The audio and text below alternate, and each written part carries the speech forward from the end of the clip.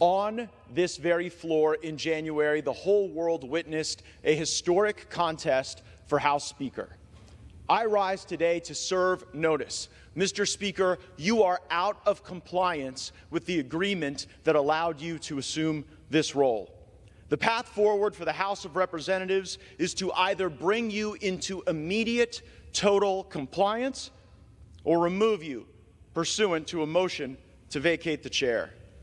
We have had no vote on term limits or on balanced budgets as the agreement demanded and required. There's been no full release of the January 6 tapes, as you promised. There has been insufficient accountability for the Biden crime family, and instead of cutting spending to raise the debt limit, you relied on budgetary gimmicks and rescissions so that you ultimately ended up serving as the valet to underwrite Biden's debt and advance his spending agenda. Mr. Speaker, you boasted in January that we would use the power of the subpoena and the power of the purse.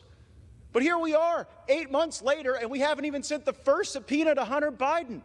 That's how you know that the rushed and somewhat rattled performance you just saw from the Speaker isn't real. At this point, during Democrat control over the House of Representatives, they had already brought in Don Jr. 3 times. And we haven't even sent the first subpoena to Hunter Biden. Power of the subpoena and power of the purse. Only thing the 118th Congress is known for at this point is electing Kevin McCarthy Speaker and underwriting Biden's debt. And unfortunately, there's only one of those things we can remediate at this time. Power of the purse. Our leadership right now is asking us to vote for a continuing resolution. A vote for a continuing resolution is a vote to continue the Green New Deal, a vote to continue inflationary spending, and in the most troubling of fashions, a vote for a continuing resolution is a vote to continue the election interference of Jack Smith. Mr. Speaker, we told you how to use the power of the purse. Individual, single-subject spending bills that would allow us to have specific review, programmatic analysis, and that would allow us to zero out the salaries of the bureaucrats who have broken bad, targeted President Trump, or cut sweetheart deals for Hunter Biden. September 30th is rapidly approaching, and you have not put us in a position to succeed. There is no way to pass all the individual appropriations bills now, and it's not like we didn't know when September 30th was going to show up on the calendar. I must be better, you must be better, and this House must be better, for it is the last best hope for tens of millions of Republicans. We demand real oversight against this weaponized government. Just look at the bribery. If tens of millions of dollars flowing from foreign corrupt people into the bank accounts of the Biden family wasn't enough for actual impeachment, why were we even looking? Joe Biden deserves impeachment for converting the vice presidency into an ATM machine for virtually his entire family. We all see it. We all know it. Now, moments ago, Speaker McCarthy endorsed an impeachment inquiry. This is a baby step following weeks of pressure from House conservatives to do more. We must move faster. Now, I will concede that the votes I have called for will likely fail: term limits, balanced budgets, maybe even impeachment.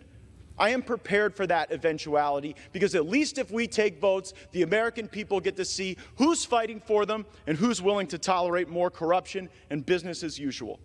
Mr. Speaker, dust off our written January agreement. You have a copy. Reflect on the spirit of that agreement and build on the start that we had moments ago. Begin to comply. No continuing resolutions, individual spending bills or bust, votes on balanced budgets and term limits, subpoenas for Hunter Biden and the members of the Biden family who've been grifting off of this country, and the impeachment for Joe Biden that he so richly deserves. Do these things or face a motion to vacate the chair. And let me alert the country, a motion to vacate might not pass at first, but it might before the 15th vote.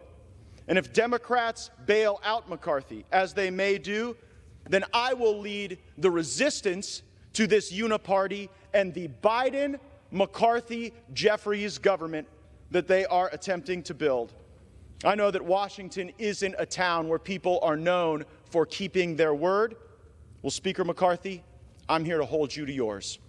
I yield back. Members are reminded to direct their remarks to the chair and not to a perceived viewing audience. Members are further reminded not to engage in personality towards the President. The chair recognizes